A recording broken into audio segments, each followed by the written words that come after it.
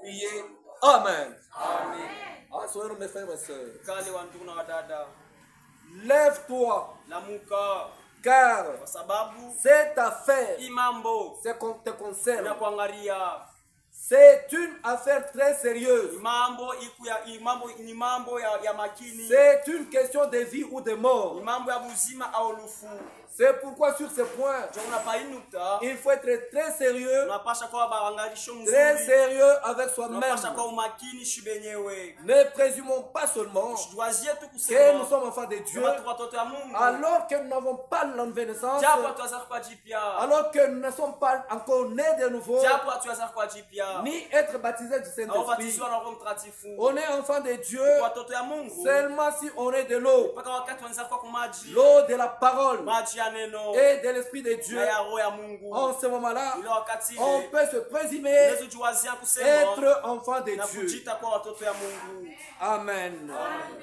Nous parlons sur la nouvelle naissance qui est spirituelle, naître de l'eau et de l'eau de la parole et de l'Esprit de Dieu. Amen. Ce problème ici, ou cette question ne date pas d'aujourd'hui. La question de la nouvelle naissance.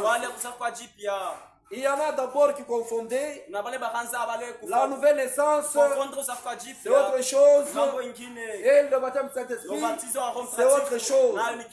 Mais, comme la parole avait dit, mon peuple ne restera jamais dans la confusion. Le peuple qui ne restera pas dans la confusion, c'est le peuple qui a écouté la voix de Dieu dans cet âge.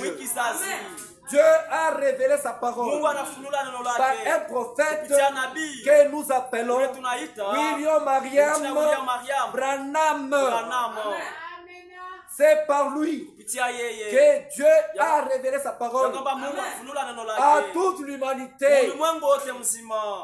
Que celui qui veut être sauvé sera sauvé en écoutant non la parole de Branham, mais en écoutant la parole de Dieu dans la bouche de Branham, parce que c'était un prophète promis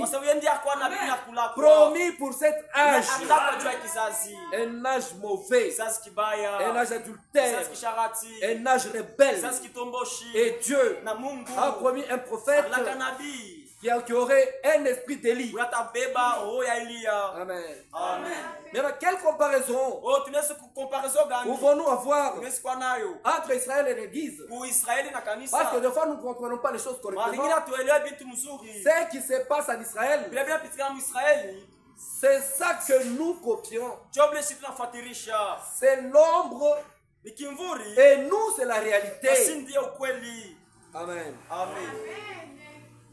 Tout d'abord, nous pouvons voir la réponse en Actes des Apôtres 15.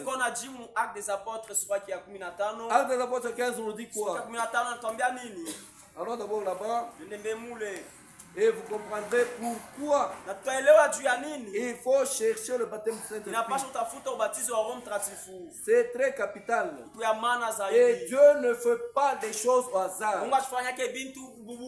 Les choses à peu près. Pour dire peut-être je m'étais trompé ici, mais je ferai comme ça. Tout ce que Dieu fait, tout ce que Dieu fait, il le fait correctement. Parce que ces décisions sont saintes et ces décisions sont très correctes. Et quand Dieu prend une décision, il veille à ce que cette décision soit exécutée à la lettre. Actes des Apôtres 15. Depuis le 18e verset, on le dit. 18 natuambia hivi. Actes des Apôtres 15, 13. 15, 13. 13 à 18. Lorsqu'ils eurent cessé de parler, Jacques prit la parole et dit, hommes frères, écoutez-nous. Hommes frères, écoutez-nous. Simon a raconté comment Dieu a d'abord jeté les regards. Simona anasema namna gani Mungu akaangalia, a jeté les regards anatupa macho yake sur les nations mataifa pour choisir du milieu des nations d'elle katikati ya taifa ya ile un peuple taifa moja qui porterait son nom. atabeba jina lake. Ce ne sont pas tout le peuple. Haiko mataifa yote. Non. Hapana. C'est pourquoi en Matthieu 7:21 nous dit tous ceux qui me disent Seigneur, Seigneur mériteront pas tout le royaume des cieux. Mais c'est lui-là seul qui fera la volonté de mon Père qui est dans les cieux. Maintenant Dieu, quand tu l'as jeté le regard dans les nations, il s'est choisi un peuple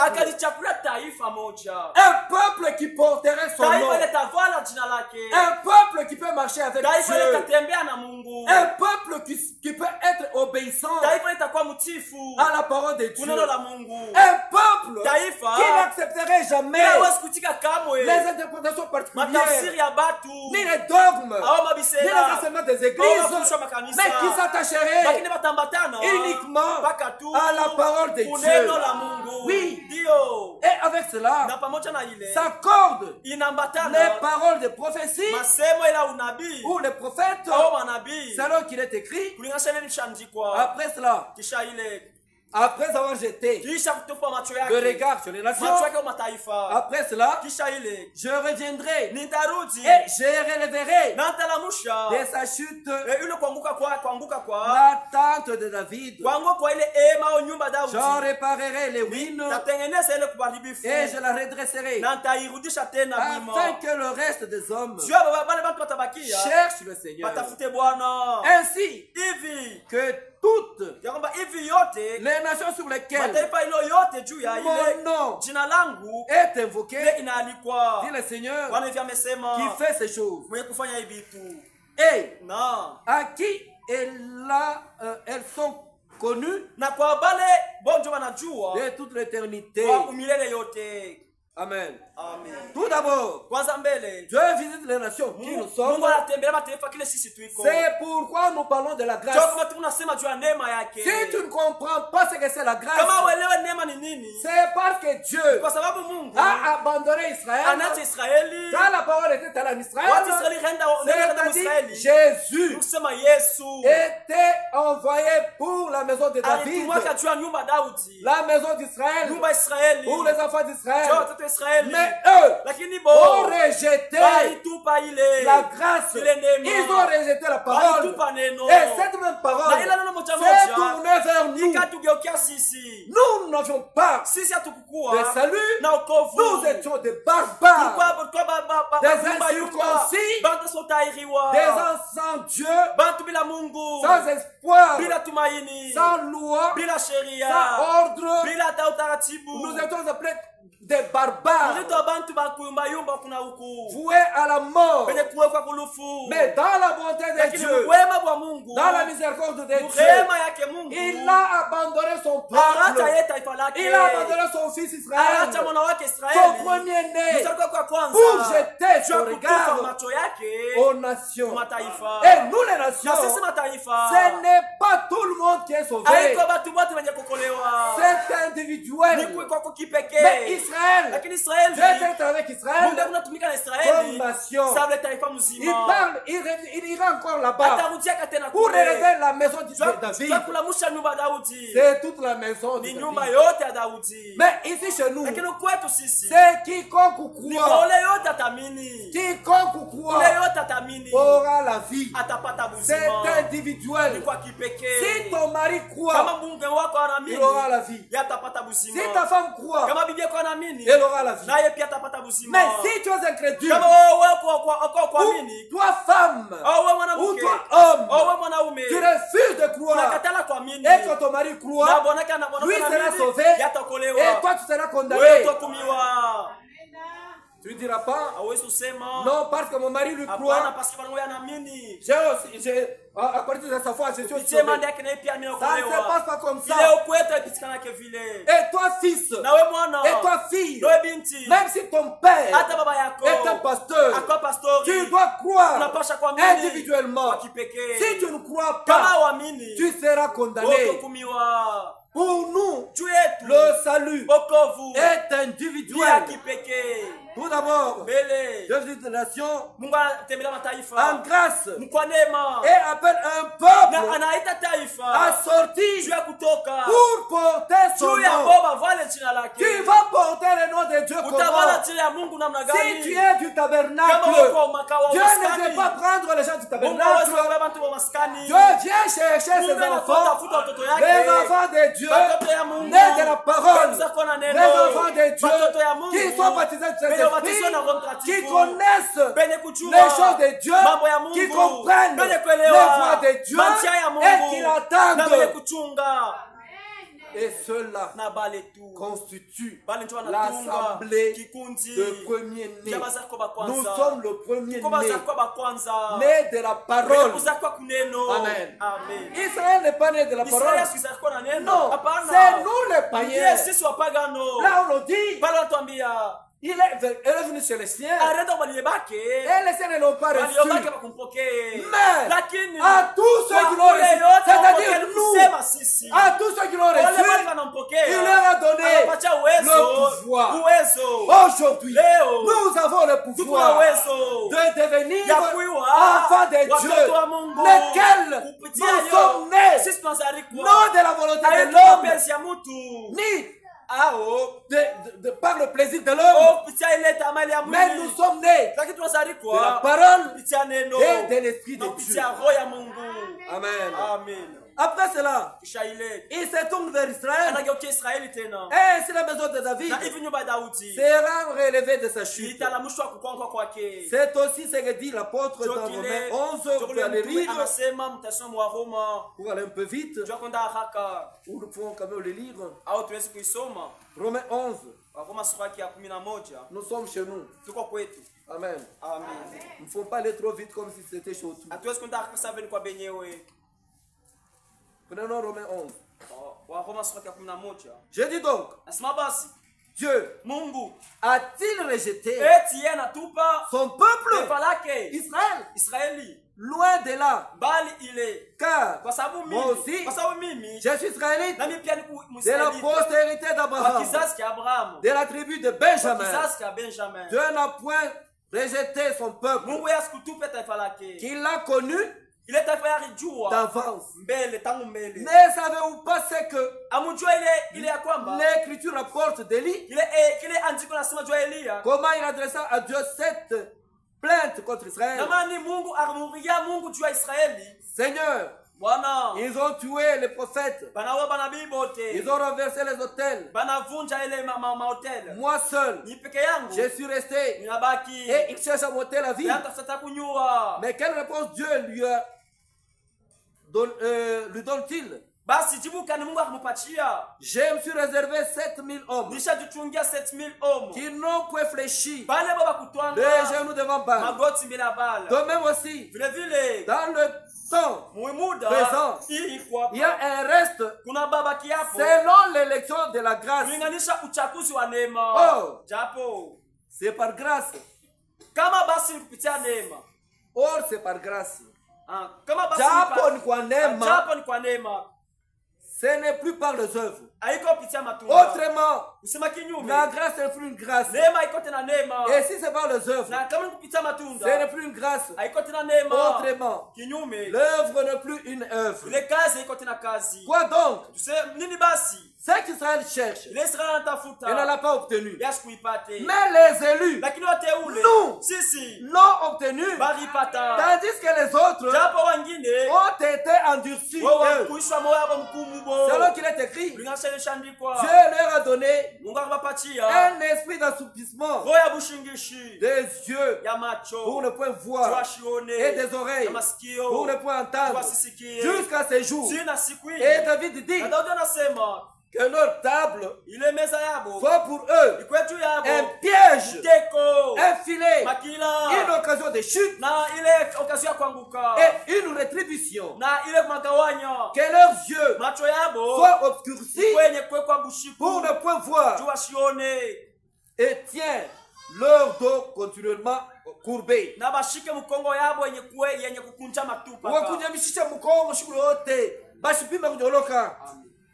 Que leurs yeux soient obscurcis pour ne point voir et tiens leur dos continuellement courbé. Je dis donc, est-ce que pour tomber qu'ils ont broché, et c'est pour tomber qu'ils ont broché, loin de là, mais par leur chute, le salut est devenu accessible aux païens afin qu'ils soient excités à la jalousie. Oh, si leur chute a été la richesse du monde et non l'amoindrissement, la richesse des païens, combien plus en sera-t-il ainsi quand ils se convertiront? Je vous l'ai dit à vous, païens, en tant qu'apôtre des païens, c'est Paul qui est apôtre des païens, qui parle aux païens. Nous les païens, nous devons écouter, nous devons prêter l'oreille, parce que cet homme nous a été prédestiné pour nous parler. Amen. Je glorifie mon ministère, un ministère particulier, un ministère qui a été envoyé aux païens afin, s'il est possible, d'exciter la jalousie de ceux de ma race et d'en sauver quelques-uns. Car si leur mise à l'écart a été la réconciliation du monde, quelle sera leur réintégration sinon le passage de la mort à la vie? Écoutez bien, car si leur mise à l'écart a été la réconciliation du monde, il fallait qu'Israël soit mis à l'écart pour que le païen soit réconcilié avec Dieu. Comme ils ont dit à l'Éphésiens, que lui, c'est-à-dire Jésus, des deux en a fait qu'un. Ici il y avait Israël, ici il y avait les païens. Il fallait qu'en lui, mais Jésus là, ceux d'ici, les circoncis, le rejettent, ceux qu'ils considéraient comme des incirconcis, comme des barbares, des gens sans Dieu, sans espérance, sans espoir, pour que nous soyons greffés en Jésus. Par la mort de Jésus, Israël et les païens nous sont devenus un. Mais cependant, il y a un secret. Il fallait qu'Israël rejette d'abord, rejette la parole, rejette Jésus, pour que nous puissions l'accepter, l'accueillir et nous réconcilier avec Dieu. C'est pourquoi il nous est dit, les enfants de Dieu sont nés de la parole et de l'esprit. Ce n'est pas par la volonté de l'homme. C'est pourquoi cette affaire nous concerne. Le problème de la nouvelle naissance, le problème du Saint-Esprit, c'est très capital. Nous pouvons venir à l'église, nous pouvons prêcher, nous pouvons chanter, nous pouvons sauter. Tout ça c'est bien pour nous.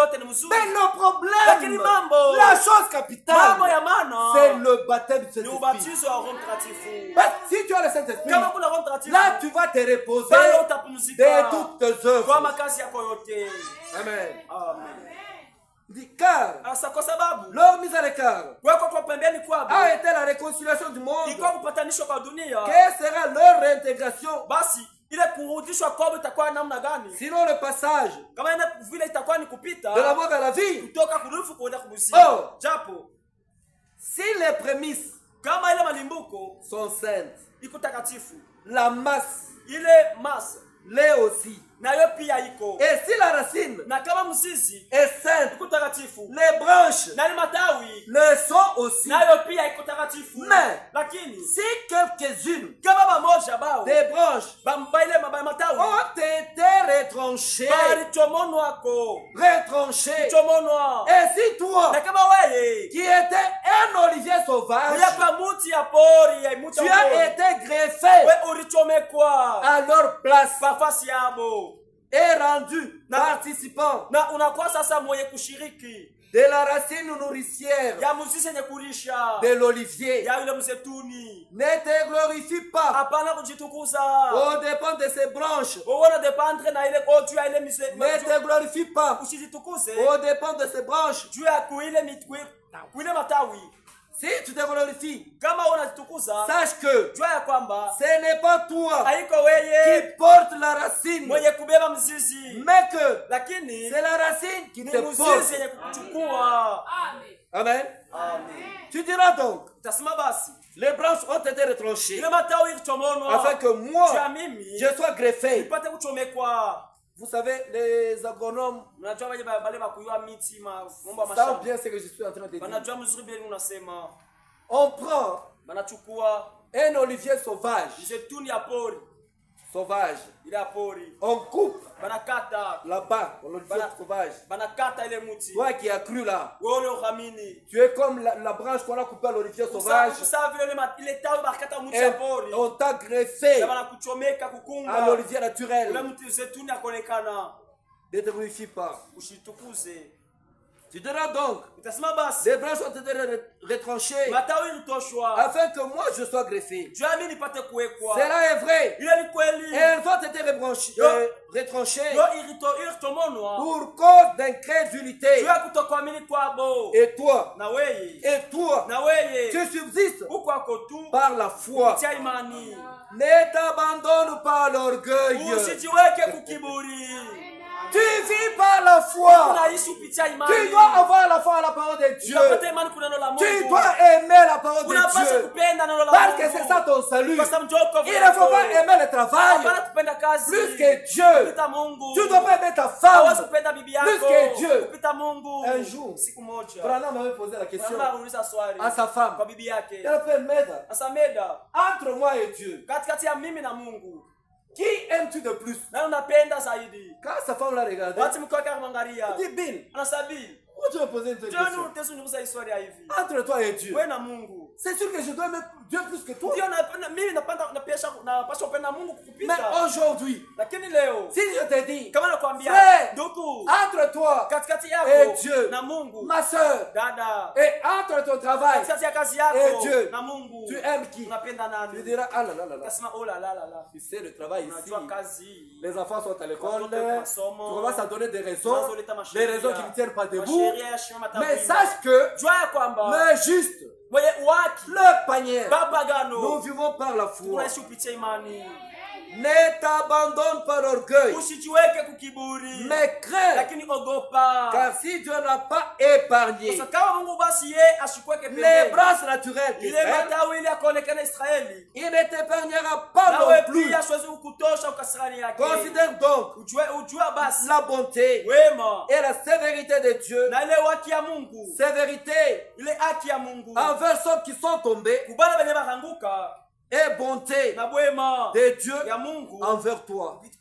Si tu demeures ferme dans cette bonté, autrement, tu seras aussi retranché. Eux de même, s'ils ne persistent pas dans l'incrédulité, ils seront greffés, car Dieu est puissant pour les greffer de nouveau. Si toi tu as été coupé de l'olivier sauvage, selon sa nature, et greffé contrairement à ta nature sur l'olivier franc, à plus forte raison, eux seront-ils greffés selon leur nature sur leur propre olivier. Nous avons pris la place d'Israël. Les racines. Mizizi. Les racines, c'est en Israël. Mizizi ni Mwisraeli. Et Dieu a arraché Na Mungu akaondoa certains là-bas ondoa bengine mule à l'olivier kule msituni naturel ya kuonekana. pour nous prendre, nous, Ndio tuchukua sisi. les branches de l'olivier sauvage, Sisi matawi ile ya pour mti wa aller pori. nous greffer là-bas. Tuende tuunge kule. Car Kwa sababu je ne veux pas, frère, Shipende wa ndugu que vous ignoriez ces mystères. ya mupate kusabu hii siri. Le salut, Wokovu. le baptême du Saint-Esprit Ubatizo wa Roho Mtakatifu. ou la nouvelle naissance Au kuzaliwa jipya. est un mystère. Ile yo ni siri. Il n'y a que les élus Ni mpaka wateule qui tu comprennent pas Wenye- et comprennent ça. wenye kuelewa ile. Oui, c'est un mystère. Ndio ni siri. Afin que vous ne vous regardiez point Juu ya mshijangarie. comme sage. Sababu wa hekima. Une partie d'Israël Sehemu moja ya Israeli. est tombée dans l'endurcissement Nishangwa mkwekwamo mgumu. jusqu'à ce que la totalité des païens Tuna pale utele wote wa kuoneana wapagano soit entrée. waingie. Ce n'est pas la totalité de la totalité. Haiko utele wa yote wapagano La wote. totalité des élus. Haiko yo ni wateule tu. Ceux qui vont entrer. Wale wataingia. C'est pourquoi vous m'aviez vu Joka moniona. quand j'étais à Nyanzalak. Watini kwa kunyanzalaka. Je croyais qu'on allait prendre un véhicule Sasa ndio tutachukua gari. au Burundi. Kule Burundi. Ou bien nous allons prendre une moto. Wote wabeba tukutuku. Je vois comme ça. Naona tu On arrête un monsieur là. bashamsha muntu Un vélo. kinga wa kinga. J'étais étonné. Nilishangaa. Ça fait très longtemps Inama ishapita miaka. que j'étais monté sur un vélo. Nilipanda pankinga. C'était pas en 2000 Sijue mu 2000. ou en 1997. Au ou quoi de 1997 ça. au Quand j'allais à Bunkeya, watinazeta bunkea. prêcher à Bunkeya, Ubiri bunkea. aussi à Tondo, Kule kuntondo. de l'autre côté là-bas, Ngambo ile ya pili kule. j'ai monté sur le vélo. Ninazopanda pankinga. Mais arrivé là-bas, Lakini kufika pale kule. aujourd'hui, Leo. il y a des motos partout. Kufa sote matukutuku. Mais je vois Na- un vélo. Naona wa kinga. Je demande au frère, Namuuliza ndugu. on fait quoi? Tufanye Il nini? dit, nous allons maintenant. Sasa tunaenda sasa. Nous allons comment? Tunaenda je? Non, pas ce vélo. Kupitia inkinga. J'étais très content. Mimi nilikuwa na furaha sana. J'arrange ma veste. Natengeneza koti J'ai yangu. dit, à la recherche Nasema kutafuta. du dernier élu, Yalo mtiolo wa mwisho. nous allons là-bas, Tunaenda kule. nous courons Tunakimbia. avec un message. Na ujumbe. Nous allons dire au peuple de Tunaambia Dieu, taifa la Mungu. répondez-vous. Mutubu. Aujourd'hui, Leo. cherchez le baptême de Mutafuta Saint-Esprit. ubatizo wa Roho Mtakatifu. Cherchez la nouvelle naissance. Tafuteni uzao kwa jipya. Sans ça, Bila ile. vous serez perdus. Utapotea. Où est l'élu de Dieu? Mtolo wa Mungu Si kwa l'élu est là, kama mtolo kwako. qu'il accepte la parole de Aitie Dieu, neno la Mungu. qu'il se conforme à la parole de Hapa Dieu, kuzinganisha neno la qu'il se Mungu. fasse baptiser par le Seigneur lui-même. Ajibatizwe kupitia Bwana mwenyewe. Et il va participer aussi en l'enlèvement. Na naye atashiriki kunyakuliwa. Que l'amour, Mapendo. non, Pana. aux profondeurs Mupana de la richesse, de la sagesse et de la science de Dieu, ya utajiri na hekima na que ces chemins sont insondables ya kama hekima yake haina hata haina kwa Mungu. et ses voies incompréhensibles. Na manja yake haina kueleweka. Qui a connu la pensée du Seigneur Anajua wazo ya Bwana. ou qui a été conseillé, Aona nini akamshauri qui wake. doit donner le premier Na kumpatia kwanza. pour qu'il ait à recevoir en retour. Jua pokea ya yekisha yake. C'est à lui, Ni kwa yeye. par lui Kupitia yeye. et pour lui Na kupitia ya kwa yeye. que sont toutes choses. Kwamba iko yote. À lui Kwa yeye. la gloire Tukufu. dans tous les siècles. Makarna yote. Amen. Amen. Ça c'est Dieu qui parle. Hii ni Mungu mwenye kusema. Oui. Ndio. Nous avons en réalité une pleine vue d'ensemble Tuku kwa ukweli maisha ya pamoja. sur ce qui concerne le plan de rédemption. Ule na grama hapo ya ukombozi. D'abord avec le juif Mbele na Wayuda. et avec le Na païen. wapagano. Avec Na Israël Israeli. et avec l'église. Na kanisa. Le signe Alama. le plus important Ile amana zaidi. est que des fils Ya kusema des 12 tribus batoto ya makabila 12 sont sortis 143 pays. batoke 143 inchi. Oui, si vous lisez en Apocalypse, vous verrez Kama nasoma mfuno mtaona le pays qui seront scellés. mainchi letaweka muri. Quand on parle du scellement, Watu wanasema jua kwa muri. le scellement ne concerne pas seulement le païen. Muri ayangarie tu apagano. Ça concerne aussi Israël. Nangra pia Israeli. On lit l'Apocalypse. Tusoma mfuno.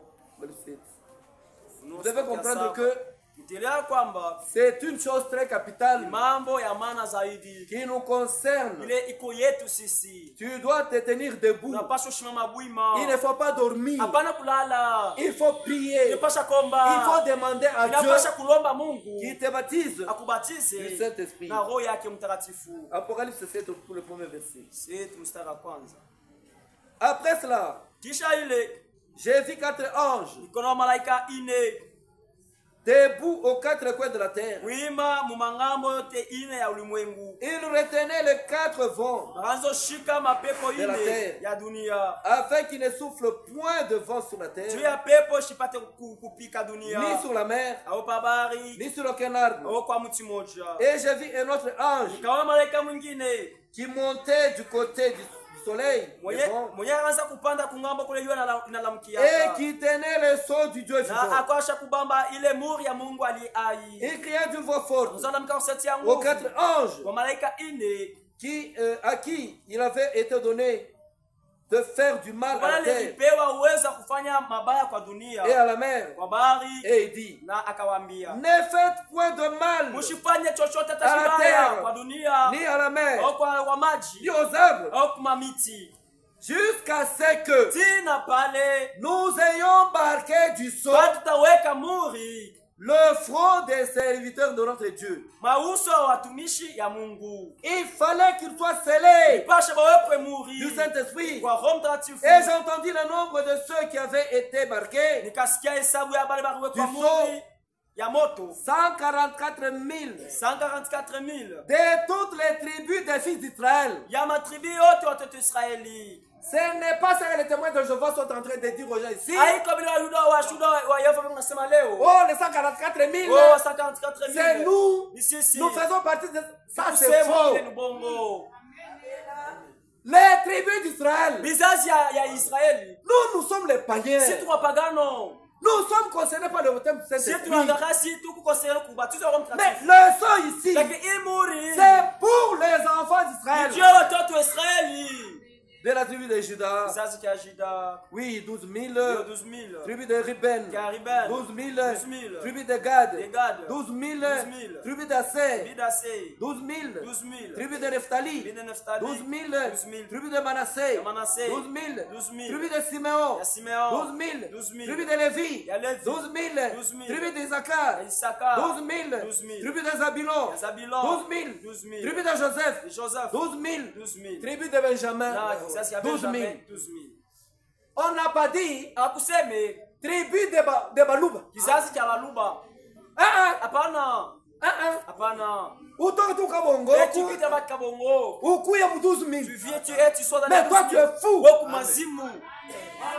On n'a pas cité tribu de Chinzoboi. Non, tu quittes Chinzoboi. Pour Abulundu Machoni. Mais maintenant tu viens ici, tu dis, je suis de la tribu de... Ça c'est une folie. C'est pour les enfants d'Israël. Ça ce n'est pas pour nous. Même si vous allez en Apocalypse 11, ça c'est autre chose. Mais de la même manière, les croyants véritables qui sont dispersés dans les dénominations, les enfants véritables, les enfants, les croyants véritables, qui sont dispersés chez les Malemba, dans le Méthodiste, le 30e, le 8e, la première communauté que nous voyons pas. Les vrais croyants, on dit, seront rassemblés et conduit à la parole promise pour ces jours, pour être scellés du Saint-Esprit. Vous comprenez pourquoi j'avais répondu le dimanche? Que là-bas, il n'y a pas de nouvelle naissance. Il y a des vrais croyants, mais qui ne sont pas nés de naissance. Et ces vrais croyants-là, dès qu'ils attendront la parole, ils partiront, ils quitteront. C'est pourquoi, avec cette parole, avec cette puissance, tu peux quitter ici. Non, je vais écouter la parole chez les Malemba. Ils vont te dire quoi? Ils vont te dire quoi? Ils ont quoi? Ils ont quoi? Oh, je vais chez les méthodistes. Tu ne comprends rien. Non, je rentre chez les pentecôtistes. Rentre. Tu étais au milieu de nous, mais tu n'es pas le nôtre. Tu ne peux que retourner de là où tu es venu. Mais les vrais enfants de Dieu, les concernés, dès qu'ils entendent la parole de Dieu, ils s'y attachent. Quel que soit le problème qui peut venir dans l'église, moi je m'attacherai sur ma parole. C'est pourquoi je disais, et j'ai toujours dit à mes frères ici, vous, si vous me voyez abandonner cette parole, attrapez-moi chez moi. Liez-moi, liez-moi fortement. Venez me mettre là pour que j'écoute la parole de Dieu. Ne me laissez pas me perdre, mes frères. Même par force, prenez-moi. Venez me mettre ici. En dehors de cette parole, je ne vois pas encore une autre parole que nous pouvons prêcher, que nous pouvons écouter. Dieu a parlé dans cet âge. C'est pourquoi nous parlons. Nous pouvons nous tenir à la chair. Même pendant 5 heures, en train de parler. Et l'eau est toujours présente au rocher. Là, on peut vous fatiguer. Pourquoi? Parce que Dieu a parlé. Mais là, c'est une source qui ne tient pas l'eau. Des citernes crévassées. Mais nous avons une source d'eau vive. Nous n'avons pas peur. On nous dit, les croyants véritables qui sont dispersés dans les dénominations chrétiennes seront rassemblés et conduits à la parole promise pour ces jours, pour être scellés du Saint-Esprit. Dans les dénominations, il n'y a pas de vierge, ni sage, ni folle. Amen. Qui parle de vierges, parle de ceux-là qui ont reçu le message biblique du temps de la fin donné à William Marion Branham. Ceux-là qui ont accepté cette parole, ce sont des vierges. Mais là, parmi les vierges, vous savez, le Kasaï ici, c'est le terrain le plus fertile. Le plus fertile de fausses doctrines. Oui. Toutes les fausses doctrines. Si vous regardez à la base, c'est le Kasaï. Il se révèle seulement comme ça.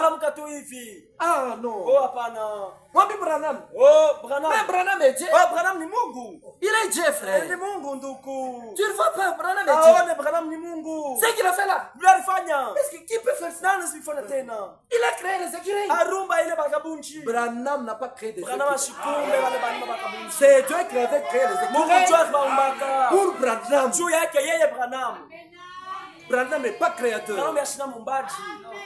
Branham n'est pas créateur. Branham n'est pas notre Dieu. Maintenant, quand tu crois dans les fausses doctrines, tu es perdu, mon frère. Lisons un peu Ephésiens 1:13.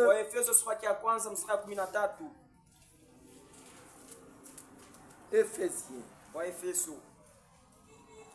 1. 13, on dit ceci. En lui, vous aussi, après avoir entendu la parole de la vérité, l'évangile de votre salut, en lui, vous avez cru. Ce n'est pas en Branham, en Jésus. Vous avez cru et vous avez été scellés. Scellés du Saint-Esprit qui avait été promis. De la parole, être né de la parole et de l'esprit. Autrement, ils ne peuvent pas participer à l'enlèvement. Les vierges folles, avec les fausses doctrines, ils ne peuvent pas aller à l'enlèvement. La foi sans une promesse de Dieu, la foi sans une promesse de Dieu à la base, est une illusion religieuse. La vraie foi est ancrée dans les promesses de Dieu, comme Abraham a cru ce que Dieu lui avait promis et qu'ensuite il a expérimenté l'accomplissement. C'est ainsi que le véritable semence d'Abraham, croit aussi comme Abraham a vécu dans les promesses de Dieu pour ce temps. Et nous les voyons s'accomplir. Amen. Amen. C'est très bon. Pourquoi s'absenter? C'est très bon. Très bon encore. Mais tu t'absentes. Dieu a dit pourquoi? Oh, le travail. Comment est-ce que tu peux te préparer? C'est la parole qui doit te baptiser. Tu dois naître de la parole. Tu seras baptisé là-bas. Tu ne comprends rien. Maintenant, processus. Dans l'évidence du Saint-Esprit, on nous dit le Saint-Esprit, comme germe de vie, qui est dans le grain, c'est-à-dire la parole, et dans ce message de Malachie 4,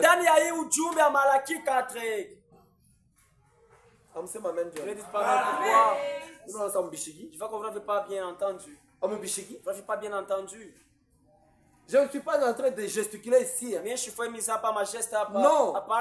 Je vous parle de la parole de Dieu. C'est une affaire qui vous concerne.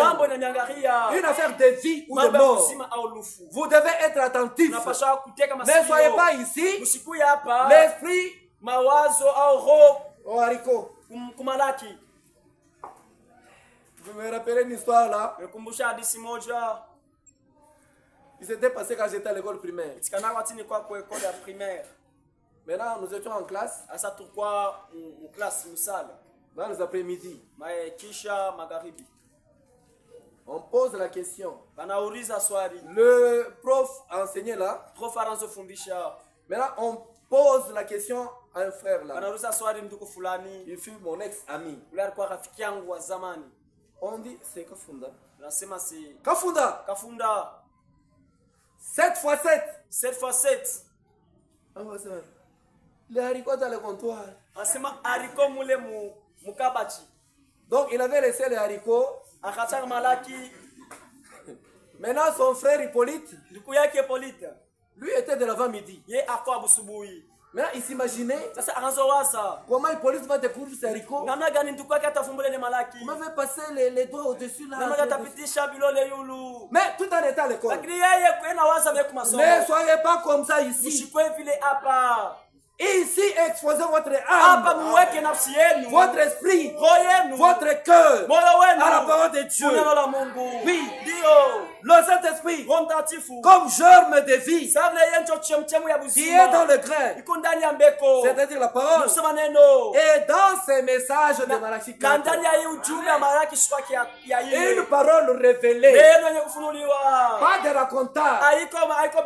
Moi, quand j'ouvre la Bible, je comprends très bien. Je comprends très bien. Parce que c'est une parole révélée. Je ne la lis pas comme les intendants, on les appelle comment? Les aumôniers. Oui, oui. Les aumôniers des militaires.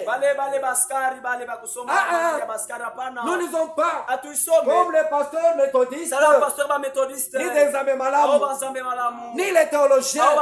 Non, non. Cette Bible a été révélée même pour ceux qui n'ont pas étudié. Tu peux bien comprendre la parole de Dieu. C'est pourquoi nous ne faisons pas peur. Nous disons, nous parlons. Venez nous contredire. Venez nous contredire. Si c'est faux, montre-nous c'est faux. Mais si c'est vrai, pourquoi vous ne partez pas de votre dénomination pour venir vous préparer? À cause du ventre. juu ya ntumbo, À cause d'honneur. juu ya heshima, Je suis connu. ulishojulikana, Je suis aussi pasteur. pastori. Tu donnes quoi? Unaleta nini? La manne fraîche Ile mana bichi est ici. iko hapa kwetu. Venez chez nous. Ujeni kwetu. Nous avons un prophète. Tuko na nabii. Chez nous, Kwetu. nous avons la manne fraîche. Tuko na mana mbichi. La parole Neno véritable la kweli. pour cet Juu ya âge. kizazi. Amen. Amen. Aussi, Na tena avant de parler mbele ya kusema de l'évidence du Saint-Esprit, ile hakikisho Roho Mtakatifu il faut la voir. inapasha kuwa Et naye. pour la voir, Najua kuwa naye il faut suivre un processus. inapasha kufuata mapu fulani. D'abord, Mbele ya kwanza croire la parole kuamini neno de la promesse. ya malako. Tu viens ici, Unakuya on hapa te prêche, makubiri, tu te répands. unatubu. D'abord la repentance. Mbele kutubu, Après la repentance, kisha kutubu, nous allons te baptiser tutenda dans kubatiza les eaux. mu maji. Ce n'est toujours pas le baptême du Saint-Esprit. Ayako ubatizo wa Roho Mtakatifu, Ce n'est pas la nouvelle naissance. ayako uzakwa jipya. Amen. Amen. C'est comme je disais l'autre jour là, Sasa ninazosema siku nyingine quand je parlais sur la naissance naturelle. watu ninazosema juu ya kuzaliwa tunazaliwa. J'ai dit une mère Nasema mama peut aller à la maternité anaweza kwenda kuchumba ya avec kuzala les gens qui na l'accompagnent. bantu wanamshindikiza, Ils peuvent arriver là-bas. anaweza fika pale, C'est très bien. ni mzuri. Il y a l'eau qui Kuna sort. maji kunatoka, Il y a le sang qui va. kuna damu s'accumuler. kunafuata, La douleur va s'intensifier. maumivu itaongezeka. Maintenant, l'enfant sort. Sasa mtoto anatoka, Ce n'est toujours pas un enfant. hayakuwa mtoto. C'est comme ça avec le baptême d'eau là. Ndio ubatizo wa maji ile, On te baptise là. anakubatiza kule, Tu n'es toujours pas un enfant. hayakuwa mtoto. Il te faut le souffle de vie. Inapasha pumzi ya uzima, Il faut qu'on te donne une fessée. inapasha bakupike lupi. À ce moment, tu es. Mwili wakati utashituka na unaria, Quand tu commences à crier. watu wanazolalamika. Mais dans le monde aussi. Dunia nayo Ceux qui pia n'ont pas le moment. bali Moi, wanazosikiliza c'est crier mama ensemble. na watalalamika Lé, pamoja. lé, lé. Il y a un enfant. Mtoto, Il y a un papa. Il y a une Kuna maman mama qui est venue au monde. wanakuwa mdunia. Maintenant là, on t'accueille Bana kupokelea dans la famille. mjamaa. C'est comme ça la nouvelle naissance. Job na kuzaliwa kwetu.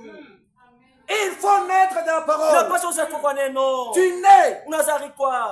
Tu n'as pas encore le souffle de vie. Unapata pumzi ya Pour avoir uzima. le souffle de vie, Pumzi il ya faut uzima. être baptisé de la, baptisé de la parole et de l'esprit. Chakwa pumzi ya uzima unapaswa batizwa kwa neno ya Mungu na kwa roho yake. Tu te répands de tes péchés. Natuma mazambi yako. Et après être baptisé Na dans kisha l'eau, batizwa mu maji. au nom du Seigneur Jésus. Jina la Bwana wetu Yesu Kristo. C'est très important. Ni amana zaidi. Au nom du Seigneur Jésus. Jina la Yesu Kristo. Ces paroles infaillibles de promesse de Maneno Dieu. lake yasipo kushindwa malako ya Mungu. Au paragraphe 20, paragraphe 18, Paragraphe 18.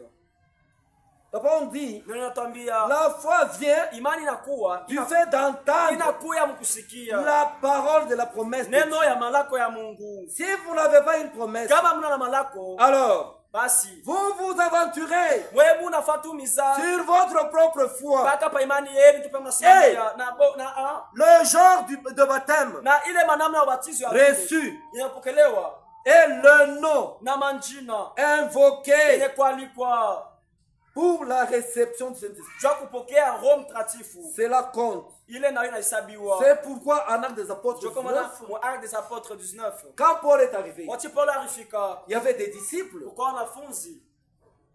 Quand les disciples étaient là, Wote wanafunzi walikuwa pale. vous avez cru. Basi mshaamini. Maintenant, avez-vous reçu le Saint-Esprit? Eti mshopokea Roho Mtakatifu. Quand vous aviez cru, Watu mramini. vous avez dit, ah, Saint-Esprit. Sema oh Roho Mtakatifu. Non, vous avez entendu parler de Atasikia Saint-Esprit. kusema kuna Roho Mtakatifu. Maintenant, Paul dit, Paulo anasema il n'y a que le nom de Jésus qui donne le Saint-Esprit. basi ni roho ya ni mpaka njia Mais ya Yesu vous, inaletwa ile Roho Mtakatifu lakini nini? dans quel baptême avez-vous été baptisé? Basi mubatizo gani Il dit, mkubatizwa? le baptême de Jean. Basi ubatizo wa Il dit, Yohana. non, non, non, Basi vous êtes perdu. hapana, amshapotea. Vous devez recommencer le Unapasha baptême. kwanza ule mubatizo. Les gens qui disent, Bantu wale même si wamesema, tu es là ce soir, mon hata frère, uko hapa magharibi ndugu, ma soeur, dada, tu dois reprendre le unapasha baptême. uchukua tena ubatizo. Le nom invoqué sur toi, Jina ni kwa juu yako. ce nom là-bas compte beaucoup. Ile njia inahesabi. Si tu étais baptisé au nom de Branham, baptiswa mtila tu Branham. dois aller encore aux Unapasha eaux kuja kwa maji. pour qu'on appelle le nom de Jésus sur ta vie. Tualike jina la Yesu kwa On maisha appelle le nom yako. de Jésus sur ton baptême. Tuite jina la Yesu ubatizo wako. Baptisé dans le nom de Yosha Masha. Kubatizwa kumuyeshwa Tu dois mashwa. retourner au baptême. Unapasha kuja tena kubatizo. Baptisé dans le nom. Ubatizwa Je ne mjina. sais pas d'un dogme quelconque Sio ya bisera kani shijue.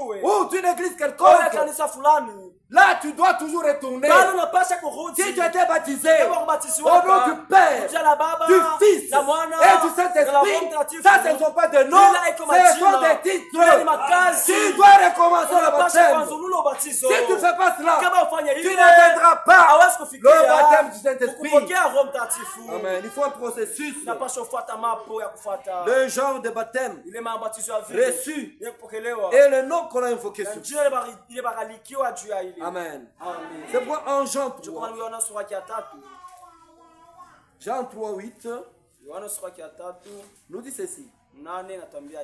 Le vent souffle où il veut et tu en entends le bruit. Mais tu ne sais d'où il vient ni où il va. Il en est ainsi de tout homme qui est né de l'esprit. Le vent représente le souffle de Dieu. C'est pourquoi Job pouvait dire, en réalité, ce n'est que le souffle de Dieu dans l'homme qui compte. L'esprit vient nous régénérer. L'esprit nous régénère et nous renouvelle. Elle renouvelle en nous l'amour de Dieu avec nos pensées changées. Quand tu reçois le souffle de Dieu, l'esprit de Dieu, même tes pensées doivent changer. Nos sentiments et nos intentions, même nos intérêts doivent se tourner vers Jésus-Christ. Amen. Je dois abandonner mes intérêts. C'est-à-dire même mon travail. Dès qu'il est l'heure, je pars d'abord là-bas. C'est Dieu qui enrichit. C'est Dieu qui donne. Tu peux venir à l'église. Tu termines l'adoration. Tu es là, en train de me chanter, en train de louer. Tu rentres à la maison, on t'appelle. Frère, soeur, il y a un problème comme ça, comme ça. Tu y vas et tu as l'argent. Tu as l'argent. C'est pourquoi des fois je prie que Dieu ouvre les yeux des enfants de Kashimbala, qu'ils voient où ils peuvent trouver l'argent. Tu peux conduire les pas de tes fils et de tes filles. Les enfants qui te cherchent jour et nuit, ceux-là ont droit à ton assistance. Tu dois les assister. Tu dois les aider. Tu dois les ouvrir les yeux. Qu'ils voient où ils peuvent trouver l'argent. Parce que leurs intérêts ont été abandonnés à cause de toi, Seigneur. C'est pourquoi souviens-toi aussi d'eux. Amen. L'esprit. Ézéchiel.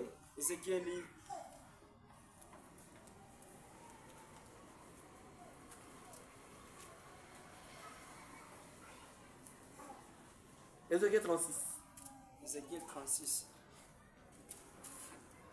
Depuis le 24e verset. 24. Je vous retirerai d'entre les nations. Je vous rassemblerai de tous les pays. Et je vous ramènerai dans votre pays. Je répandrai sur vous une eau pure, une parole pure, une parole révélée. C'est ça l'eau qui sera répandue sur nous.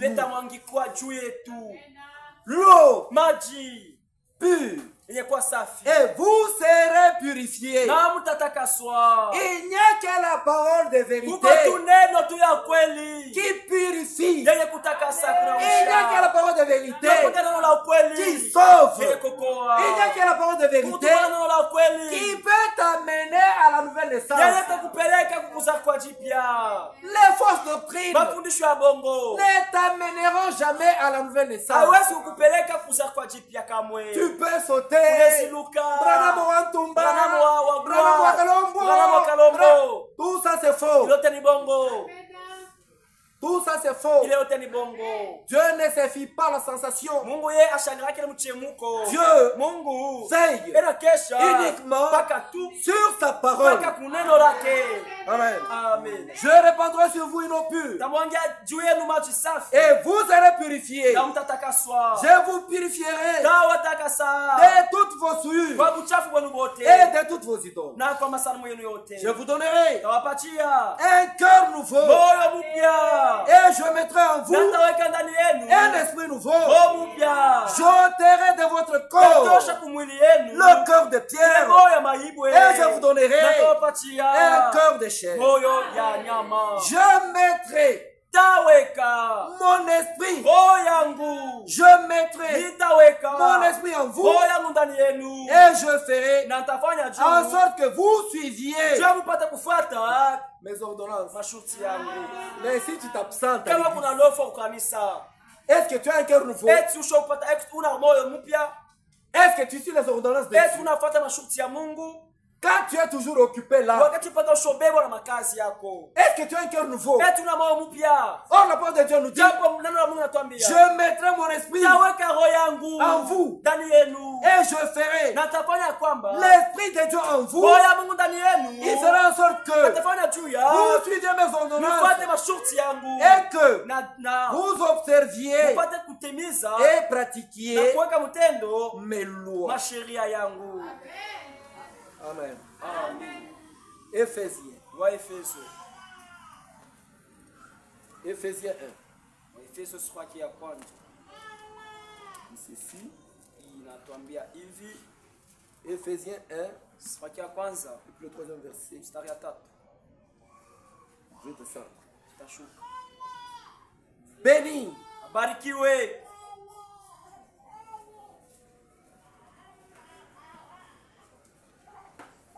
Béni soit le Dieu et Père de notre Seigneur Jésus-Christ. Qui nous a bénis de toute bénédiction spirituelle dans les lieux célestes en Christ, en qui Dieu nous a élus. Nous n'aurons pas le temps de terminer ça. Pour ce soir, que Dieu bénisse. Nous allons continuer demain. Si de la volonté de Dieu. Ne vous absentez pas. Invitez beaucoup de gens. Invitez beaucoup de gens. Même tous les pasteurs de dénomination. Allez les voir. Allez les inviter. Qu'ils viennent comprendre et écouter la vraie parole de Dieu. Comment et pourquoi Dieu baptise du Saint-Esprit. Qui ne se présume pas. C'est une question de vie ou de mort. Que Dieu vous bénisse.